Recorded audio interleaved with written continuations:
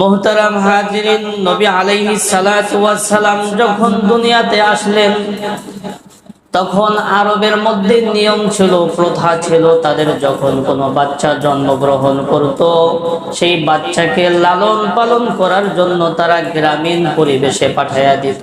কেন?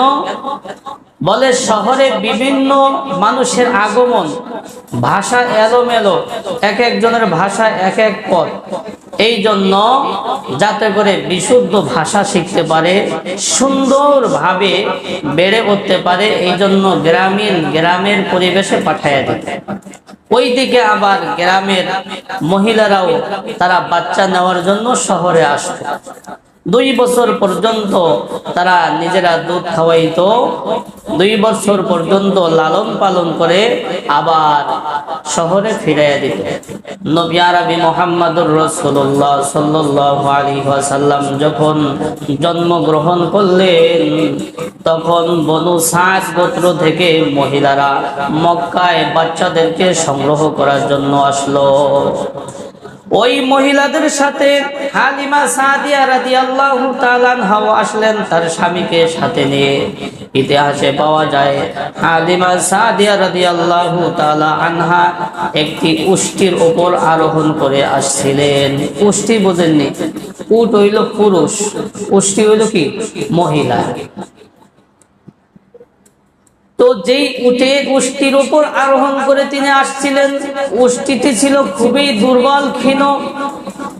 তার সাথীরা খুব বিরক্ত বোধ করতেছিল যে হালিমা, তুমি কেমন উষ্টি নিয়ে আসলা, তুমি আমাদের সাথে চলতে পারো না। অনেক কষ্ট করে এক পর্যায়ে মক্কায় পৌঁছলো কোন রকম।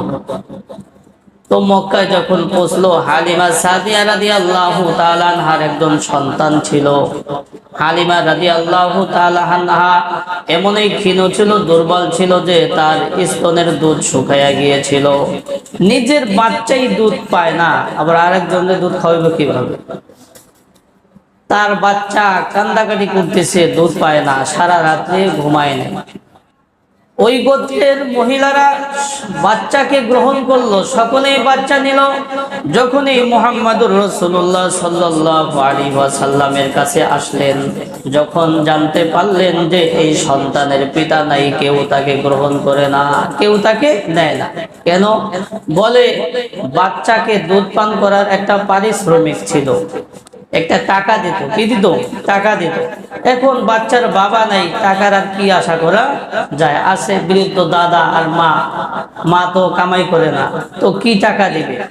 এই জন্য কেউ আমার নবী মুহাম্মদ সাল্লাল্লাহু আলাইহি ওয়াসাল্লামকে কেউ নিল না।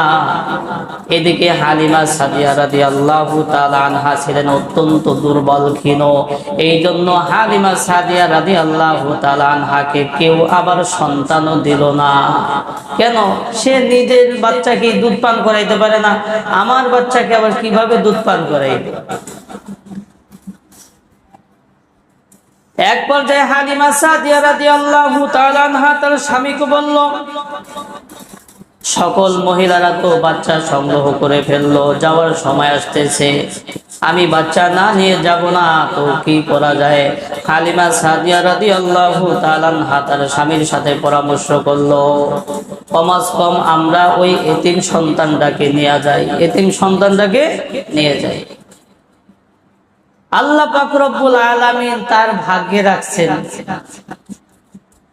তো এতিম সন্তানটাকে গ্রহণ করলেন। হযরতে হালিমা সাদিয়া রাদিয়াল্লাহু তাআলা আনহা যখন নবী মুহাম্মদুর রাসূলুল্লাহ সাল্লাল্লাহু আলাইহি ওয়াসাল্লামকে নিয়ে এসে তাঁবুর মধ্যে গেলেন, তাঁবুর মধ্যে নিয়ে যখন বুকের সাথে মিশাইলেন, আল্লাহ পাক রব্বুল আলামিনের কুদরত জাহির হয়ে গেল। হালিমা সাদিয়া রাদিয়াল্লাহু তাআলা আনহার স্তনে দুধ পরিপূর্ণ হয়ে গেল। নবী মুহাম্মদ সাল্লাল্লাহু আলাইহি ওয়াসাল্লাম এবং তার দুধ ভাই, তার আপন সন্তান উভয়ে তৃপ্তি সহকারে দুধ পান করে আবার সুন্দরভাবে ঘুমাইলেন। তৃপ্তি, এদিকে দুধ ছিলই না, দুধ কি ছিল না, তো নবীর বরকতে তার স্তনে দুধ পরিপূর্ণ হয়ে গেল। এদিকে তার স্বামী উষ্টি দহন করতে গিয়েছিল, যেই উষ্টির স্তনে দুধ ছিল না, আল্লাহ পাক রব্বুল আলামিন উষ্টির মধ্যে কুদরত জহির করে দিলেন। আল্লাহ পাক রব্বুল আলামিনের কুদরত ফুটে উঠল, উষ্টির মধ্যে, উষ্টির স্তনের মধ্যে দুধ পরিপূর্ণ হয়ে গেল। দুধ দহন করলেন, সকলে তৃপ্তি সহকারে দুধ পান করলেন। এবার যাওয়ার পালা, নিজ গোত্রে যাবে না তো রওনা দিলেন।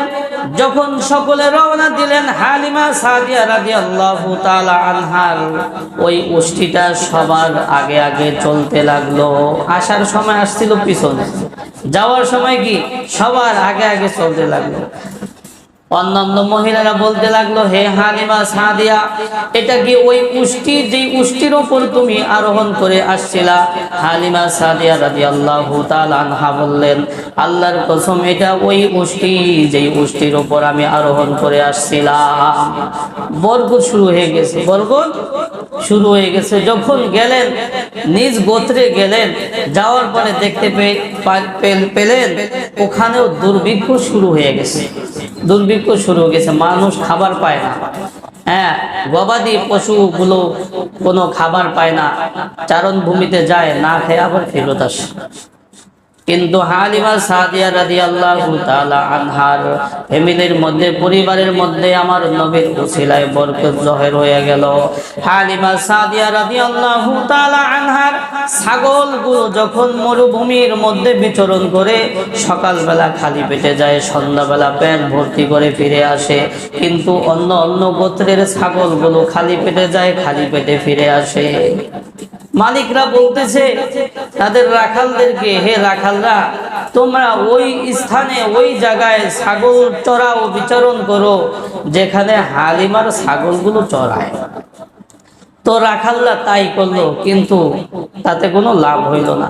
কারণ বরকত তো আল্লাহ পাক দিছে কি হালিমা সাদিয়া রাদিয়াল্লাহু তাআলা আনহার ঘরে। নবী আলাইহিস সালাতু ওয়াস সালামকে লালন পালন করতে লাগলেন।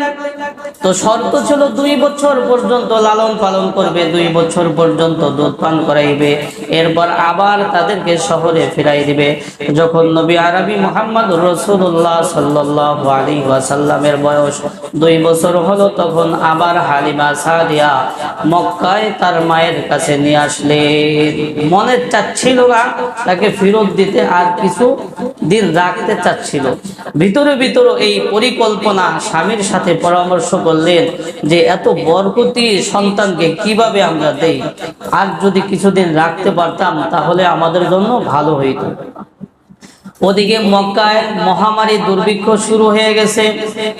যখন তিনি তার মায়ের কাছে নিয়ে গেলেন, হালিমা সাদিয়া রাদিয়াল্লাহু তাআলা আনহা বোঝানোর চেষ্টা করলেন যে এখানে মহামারী শুরু হয়ে গেছে, সন্তানটাকে আর কিছুদিন আমাদের সাথে থাকার সুযোগ করে দিন। এক পর্যায়ে নবী মুহাম্মদুর রাসূলুল্লাহ সাল্লাল্লাহু আলাইহি ওয়াসাল্লামের মা রাজি হয়ে গেলেন, আবার নিয়ে আসুন। তো থাকতে লাগলেন বনু সাদ গোত্রে, তিনি আবার পুনরায় থাকতে লাগলেন।